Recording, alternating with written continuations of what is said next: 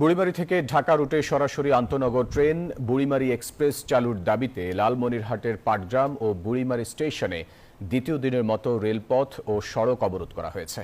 ফলে লালমনিরহাট বুড়িমারী রুটে চলাচলকারী 4 জোড়া যাত্রীবাহী ট্রেন চলাচল বন্ধ রয়েছে। এতে জেলা শহরের সঙ্গে আদিতমারী, কালীগঞ্জ, হাতীবান্ধা ও পাটগ্রাম উপজেলার রেল যোগাযোগ বিচ্ছিন্ন হয়ে দুর্ভোগে পড়েছেন যাত্রীরা। এদিকে সোমবার সকাল থেকে 15 কিলোমিটার জুড়ে লালমনিরহাট বুড়িমারী মহাসড়কের হাতীবান্ধা উপজেলা সদরে শুরু হয়েছে অনির্দিষ্টকালের মহাসড়ক অবরোধ।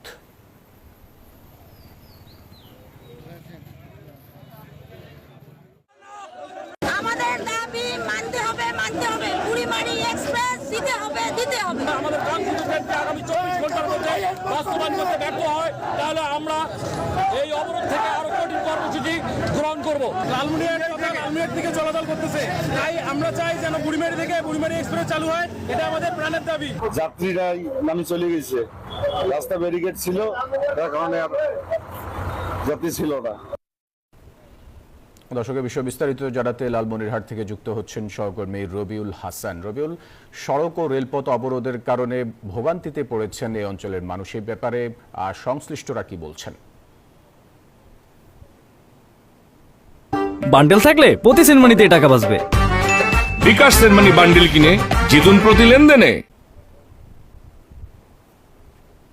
ধন্যবাদ ফয়সাল। আপনি যেমনটি জানেন যে গত 21শে এপ্রিল থেকে কিন্তু রেলপথ অবরোধ রয়েছে এবং 7 দিন পর তারা বলেছে যে বুড়িমারী এক্সপ্রেস ট্রেনটি যদি বুড়িমারী থেকে সরাসরি ঢাকা চালু হয়, এটির দাবিতে কিন্তু সড়ক ও রেলপথ অবরোধ থাকার পর কিন্তু গত 2 দিন থেকে কিন্তু সড়ক পথ অনির্দিষ্টকালের জন্য অবরোধ করে দিয়েছেন আন্দোলনকারীরা। ইতিমধ্যে কিন্তু রেল কর্তৃপক্ষে বারবার বলার সত্ত্বেও তারা কিন্তু বলছে ইঞ্জিন নেই, বগি নেই এবং ওয়াশ নেই বুড়িমারী শহরে।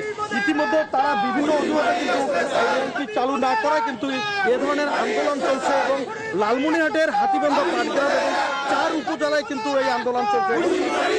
আজকে সকাল থেকে কিন্তু পাটগ্রাম, হাতীবান্ধার মানুষ রাস্তায় বসে কিন্তু অবরোধ করছে এবং পাশাপাশি ইতিমধ্যে কিন্তু প্রায় 20 কিলোমিটার জায়গায় কিন্তু যানজট সৃষ্টি হয়েছে। কথা বলতে চাই বুড়িমারী এক্সপ্রেস ট্রেন বাস্তবায়ন কমিটির আহ্বায়ক এবি সিদ্দিক, আপনার সাথে কথা বলতে চাই। কেন আন্দোলন করছেন, কি অবস্থা? ধন্যবাদ প্রিয় সাংবাদিক ভাইরা। আমরা আজকে আন্দোলন করতেছি বিগত দিনের ন্যায়। আমরা গত 21 এপ্রিল আন্দোলন শুরু করেছিলাম রেলপথ অবরোধের মাধ্যমে।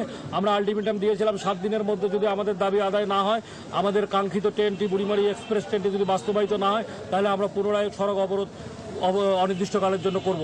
আজকের এই সড়ক অনির্দিষ্টকালের অবরোধ থেকে আমি রেল কর্মকর্তাদের জানান দিতে চাই, আগামী 48 ঘন্টার মধ্যে যদি আপনারা আমাদের রেল বুড়িমারী এক্সপ্রেস ট্রেনটি বাস্তবায়ন না করেন, তাহলে আমরা কঠিন থেকে কঠিন কর্মসূচি ঘোষণা দিব।